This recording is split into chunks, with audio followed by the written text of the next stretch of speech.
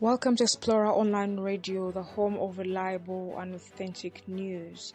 Today is the 28th of May 2023. I'm Chalimpa Priscilla. First, the headlines. Museveni chairs African leaders meeting over Sudan wants elections.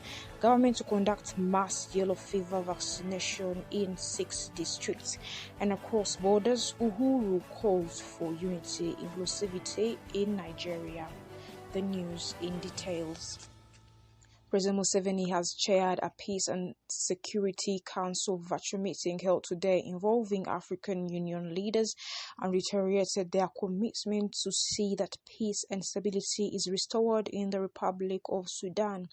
His Excellency Yoweri Kaguta Museveni, the President of the Republic of Uganda, is also the chairman of the Peace and Security Council for the month of May 2023. President Museveni said that this business of how to integrate armies is not new and that they have done it in many parts of Africa, including here in Uganda, saying it cannot be the reason for starting such a devastating war. A mass vaccination campaign against yellow fever is being planned by the Ministry of Health under the Uganda National Expanded Program on Immunization UNEPI in Kabale, Kabarole, Lira, Gulu, Arua and Hoima districts. A vaccination program, according to Emmanuel Aineviona, the Senior Public Relations Officer for the Ministry of Health, will target people between the ages of 9 months and 60 years. Aineviona said in a statement that the campaign will take place from June 9th to 13th, 2023. The State Minister for Disaster Preparedness, Esther Anyakun, has unveiled plans by the government to compensate over 4,000 families in the Elgon sub-region, Uganda shilling 17 million each, starting next week. Those to be compensated are from disaster-prone areas. These will be required to vacate to safer areas immediately after government allocates them 2 acres of land each in Bunambutie resettlement camp.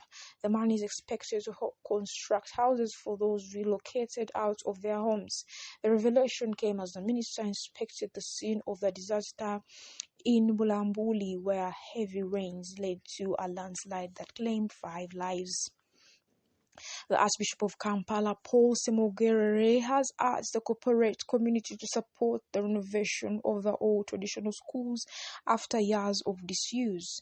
The call came ahead of the opening of the second term of schools. According to the Archbishop, several schools need community protection and support to encourage learners and keep them in school. The Archbishop says away from parents returning children to school, communities need to unite to protect these schools and playgrounds that are currently the target of land grabbers.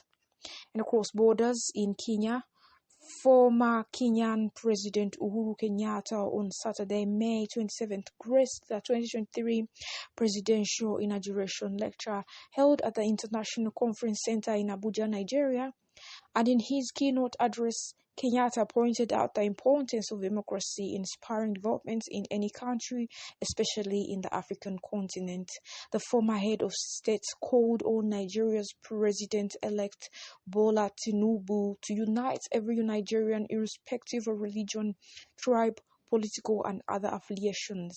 He further urged him to embrace the inclusivity of all parties for a better Nigeria. And finally, Sudan's Army Chief Abdel Fattah al-Burhan has accused UN Special Envoy Volker Perthes of stoking a brutal conflict with paramilitaries, the latest in a series of apparent moves to bolster this war effort. United Nations Chief Antonio Guterres has said he was shocked by Burhan's letter, which requested the nomination of a replacement to Perthes and accused him of committing fraud and disinformation in facilitating a political process which broke down into 6 weeks of devastating urban warfare. In the letter, Burhan accused Perthes of bias and not respecting national sovereignty.